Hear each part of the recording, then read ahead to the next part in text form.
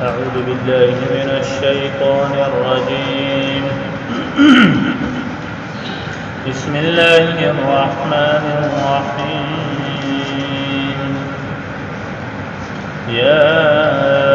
أيها الذين آمنوا إن كثيرا من الأحبار والرهبان ليأكلون أموال الناس بالباطل ويصدون عن سبيل الله والذين يكنزون الذهب والفضة ولا ينفقونها في سبيل الله فبشرهم بعذاب أليم يوم يحمى عليها في نار جهنم فتكوى بها جباههم وجنوبهم وظهورهم هذا ما كنزتم لأنفسكم فذوقوا ما كنتم تكنزون. سورة توبه 34 نمبر آیات تے سلور درشم نمبر آیات د سورہ توبه. اللہ جل جلالہ مخکې آیاتونه کې و فرمایل چې مسلمانانو تاسو د یهودو او د عیسایانو سره جهاد چې دین ادا کوئ. بیا وجوهات ذکر کړل چې د یهودو سره چې جنگيږي نو بس وجه باندې هغه علتونه په دې مخکینو آیاتونو کې چې دین ادا بیان شول. دیدی کې هم اوس الله جل جلاله فرمای چې د یهودو چې دا کم علما او د عیسایانو چې دا کم راهبان نو دي کې دوه قسمه کار وو. یو قسمه کار او بدی کې داو چې دوی به د خلقو مالونه چې دي نو دا به پناه حق باندې خوړل. پناه حق باندې خوړل داسیو چې یا خو به او په کتاب کې تخریب وکړو دا الله حکم به بدل کړو په هغه باندې پیسې چې دین دا به واغسته مال چې دین دا به واغس. الله جل جلاله فرمایي دی به مالونه په باطل خوړل یا به ان شاء الله د حرام او دم درود چې دین دا به وکړو په هغه به تنه پیسې واغسته. لغنان زبان دا اسیس چې دین دا ډېر عام دی. یرا بس تعویز بدلو کما خپل مینس کې ودی خټېټ وجنګي نن سبا او د خدو دا کار ډېر دی. یرا دې پلان کې ډېر خر اور ولیدا یو تعویز را لو ک چې دې دار اور ولی چې دنو دا ډیسمس. یرا پلان کې چې دینو دا خړې په ترکه روان دي دا خړې رخي پیسې غړي یو تعویز را لو ک چې را د مخه ولا چې دنو دا ورل بند کوم چې دا پیسې نه غړي. نو ودا سيزونه چې دین نن سبا ډېر عام شوی دي. دا به يهودو بم دا چلونه بکول او پدې چل به دا پیسې چې دین دا غسته او دا حرام دي. الله فرمایي چې دی په پیسې غسته په باطل باندې په غلطه طریقه نو یو دا حرام. دویم بیکار کار پیدا کړو او یصدون عن سبیل الله چې دی به د الله د دین نه خلق چې دین دا به منې کو د الله جل جلاله د توحید نه خلق چې دین دا به منې د نبی علیه الصلاۃ والسلام دروړلې شریعت د اسلام نه خلق چې دین دا به منې نو دوه قسمه قباحتونه یو د مال په ذریعه سره او بل پکې د جان په ذریعه سره نو دواړه کارونه بدا بدی کول. نو یو سبب دار دی وجنم الله فرمای ته مسلمانانو ته یو تاسو يهوديان او عیسایانو سره دا وجنګي. والذین یکنزون الذهب والفضة ولا ينفقونها في سبيل الله الله جل جلاله فرمای او هغه خلق یکنیزون در کنز ندی، کنز ویلگی خزانه تا، او خزانه کې خلکو پیسې جمع کړي نو الله جل جلاله فرمای هغه خلق چې جمع کړي وي سره زر والفض او سپین زر ولا ينفقونها في سبيل الله او دي دا الله جل جلاله فلار کې خرچ دې نه دانا کوي فبشرهم بعذاب الیم الله جل جلاله فرمای زیر ورغدا سے خلق ته د عذاب دردناک سپینزر او سردر جمع کول او د هغینا مال نه خرج کول هغه لپاره عذاب دی. دا آیات مفسرین فرمایي چې دا عام دی، بعض مفسرین فرمایي چې دا یهود پورې خاص دی، ولیکن کثیر مفسرین وایي چې نه دا آیات دا عام دی. بیا چې دا آیات عام دی نو څوک ډېر مسلمانان داسې شته چې هغه مال چې دی نو دا جمع کوي او خرچ چې دی نو دا نه کوي نو دا غیر فار دردناک عذاب دی. نبی علیہ الصلوۃ والسلام فرمای ابن عباس رضی اللہ عنہ هم دا روایت را نقل کړي وای کچھ د دې انفاق نه مراد دلته زکات نه ورکول چې دې خپل مال جیدات دا جمع کوي او د هغې نه زکات چې دی نو دا نه ورکوي نو د زکات نه ورکوونکي بیا دغه سزا د عذاب دردناک دا د هغه لپاره دی. خو لیکن دې کې حضرت ابو ذر غفاری رضی الله عنه رائے دا ده او وایي چې نه بس مطلق څوک چې مال جمع کوي اگر کو دې خرج کوي دې زکات هم ورکوي لیکن مال جمع کوي نو دا چې دې نه دا پکې شامل دی. دیو جن هغه د دنیا نه مکمل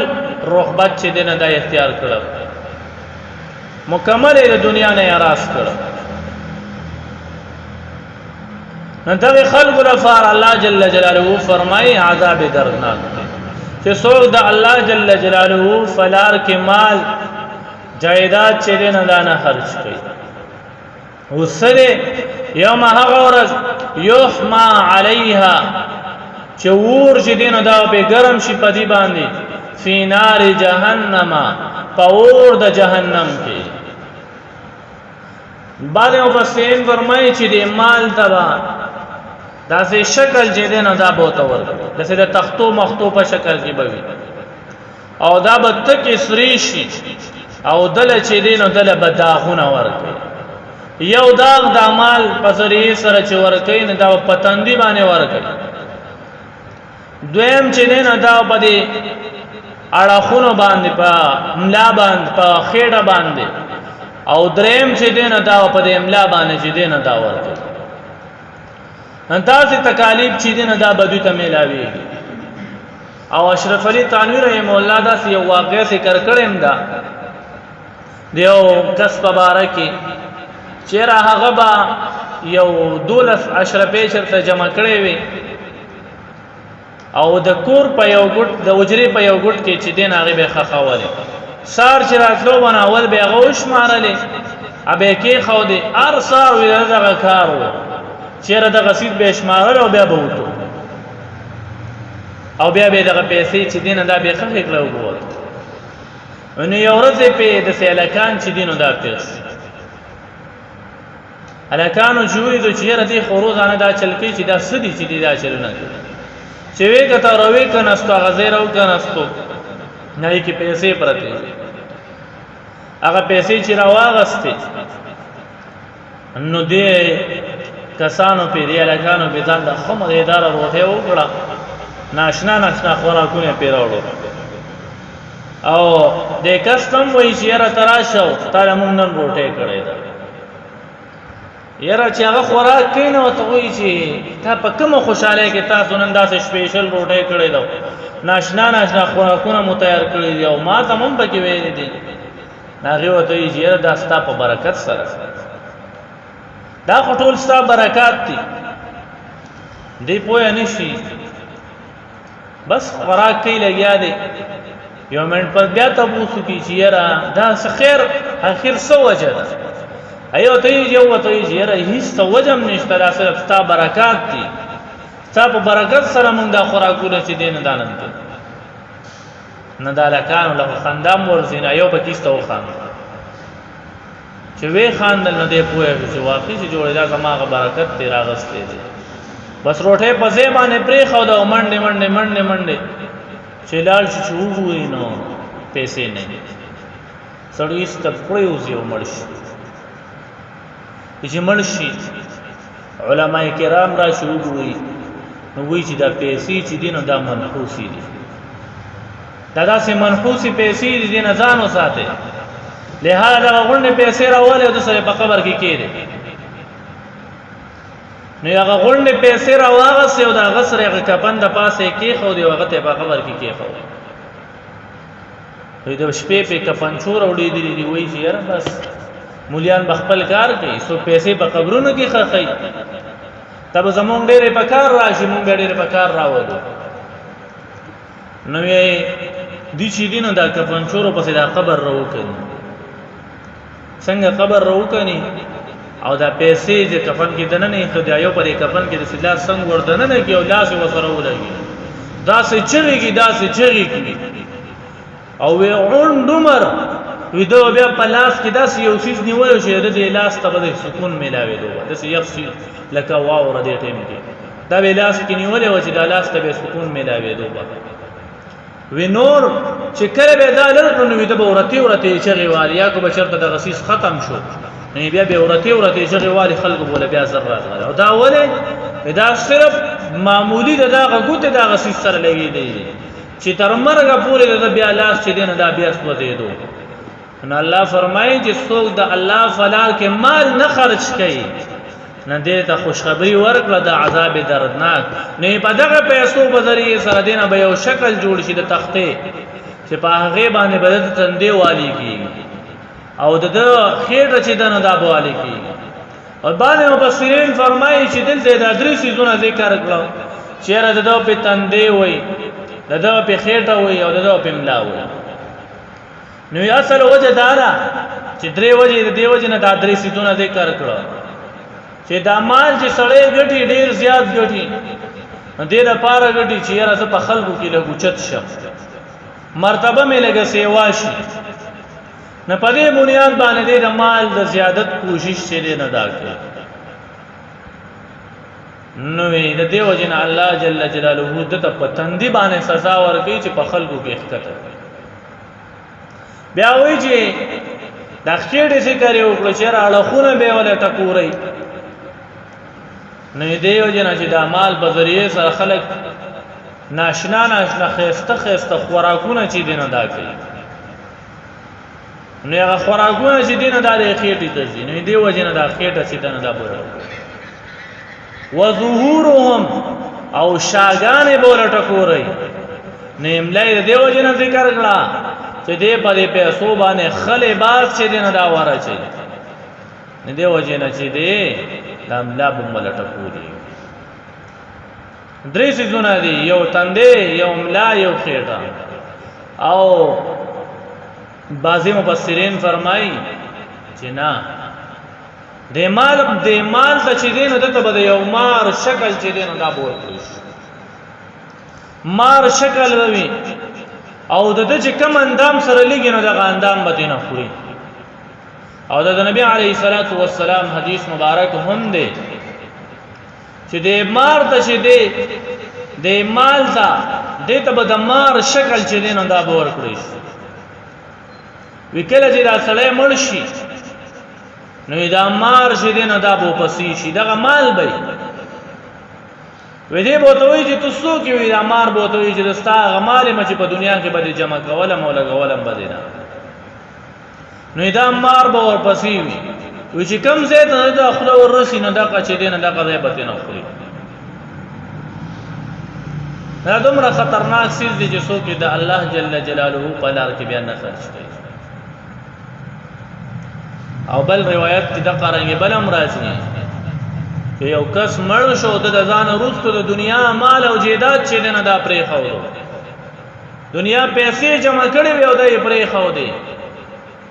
نو د باندې د مال نشیدین د مار شکل جوړ شي او وی د 50,000 سال پورې د مار چې دنه دا بدی خوري تر کومه پوری چې حساب کتاب نه ختم شوی در هغه پوری بدی د مار د بیچي نه د مال بیا د قصورت ده او نن وبس موږ داسې منډه و داسې دی ونی کړی چې مال مراجمه کړی الله فرمایي چې درې ستونه بټه پوری قال هذا وتبوای چې دا ما هغه مال دی کنستم لانفسکم چې دا به تاسو د خپل ځانونو د پاره راجمه کو دا هغه مال دی فذوقوا پس نن وسکه د مال هغه ذایقه کنتم تکنزون چې تاسو دې لره راجمه کړو دا هغه مال دې په ذریعہ سره بننستا سره خونه دا بټه پوری او بار بار بود دا وینا کی دا هغه مال نن دې مال هغه ذایقه چکه دا مال چې دې نه دا به تاسو راجمه کړو